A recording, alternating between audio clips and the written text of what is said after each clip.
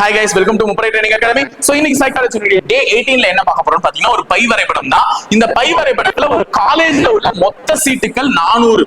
ஒரு காலேஜ்ல மொத்த சீட் எவ்வளவு 400. அந்த 400 சீட்டை எவ்வளவு டிபார்ட்மெண்ட்டுக்கு எப்படி பிரிச்சு சொல்றாங்க.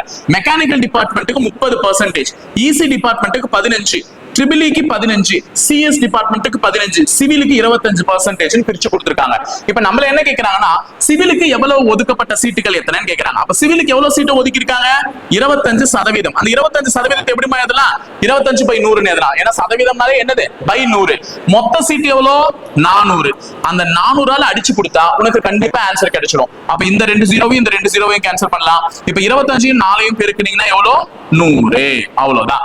அப்ப 100 சீட்டு எதுக்கு ஒதுக்கப்பட்டிருக்கு சிவில் டிபார்ட்மெண்ட்டுக்கு ஒதுக்கப்பட்டிருக்கு. சோ இதே மாதிரி ஒரு क्वेश्चन நான் அப்புறமா கேட்டிருக்கேன். இங்க மெக்கானிக்கலுக்கும் இசிக்கும் எவ்வளவு ஒதுக்கப்பட்ட சீட்டுகள் எத்தனை, அங்க ஒரே டிபார்ட்மெண்ட் கேட்டேன். சிவிலுக்கு மட்டும் எவ்வளவு ஒதுக்குனாங்கன்னு கேட்டா 100ன்னு சொல்லிட்டீங்க. இப்போ இங்க என்ன கேட்டிருக்கேன் மெக்கானிக்கலுக்கும் இசிக்கும் சேர்த்து எவ்வளவு சீட்டை ஒதுக்கி இருக்காங்கன்னு கேட்டிருக்கேன். அப்ப மெக்கானிக்கலுக்கு எவ்வளவு ஒதுக்கி இருக்காங்க இசிக்கு எவ்வளவு ஒதுக்கி இருக்காங்க தனித்தனியா கண்டுபிடிச்சு கூட்டினாலும் சரி, இல்ல இந்த சதவீதத்தை ஒண்ணு சேர்த்து அதனையும் அந்த 400க்கு கண்டுபிடிச்சாலும் சரி, எப்படினாலும் உங்களுடைய விடையை மறக்காம கண்டுபிடிச்சு அந்த விடையை எங்க பண்ண போறீங்க கமெண்ட் பாக்ஸ்ல கமெண்ட் பண்ண போறீங்க. சோ மறக்காம உங்களுடைய ஆன்சர்ஸ் கமெண்ட் பாக்ஸ்ல கமெண்ட் பண்ணிட்டு, சோ இந்த வீடியோ பிடிச்சிருந்துச்சுன்னா லைக் பண்ணிட்டு உங்க ஃப்ரெண்ட்ஸுக்குமே ஷேர் பண்ணிக்கோங்க. மறக்காம எங்க சேனலை சப்ஸ்கிரைப் பண்ணி வச்சுக்கோங்க. தேங்க்யூ.